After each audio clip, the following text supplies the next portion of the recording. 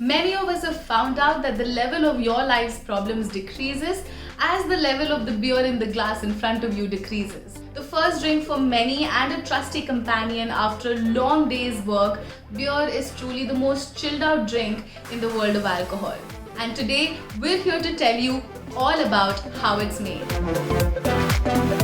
The main ingredients used to make beer include barley, yeast, hops and water.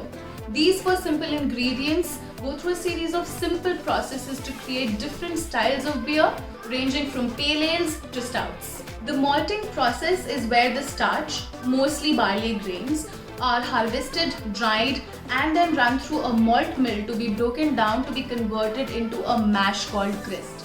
It is the grist that is then further processed into the beer making process. The solid grist is mixed with heated water in a process called mash conversion.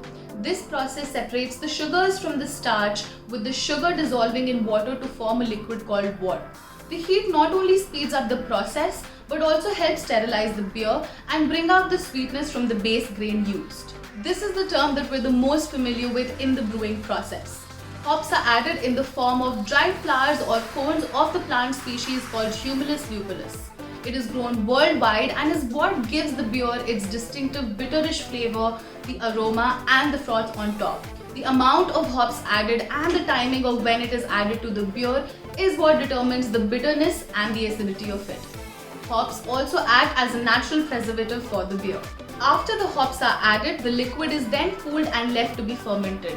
The fermentation takes place when the yeast interacts with the sugary wort and the hops to produce beer.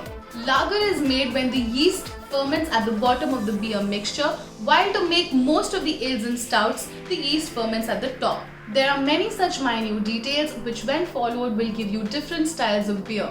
The overall process of fermentation could take about a couple of days to a few weeks or even a few months. This almost greenish colored liquid is then filtered and kept to be matured, allowing for the color to deepen into a beautiful golden or a dark brown version of the hues that we associate beer with.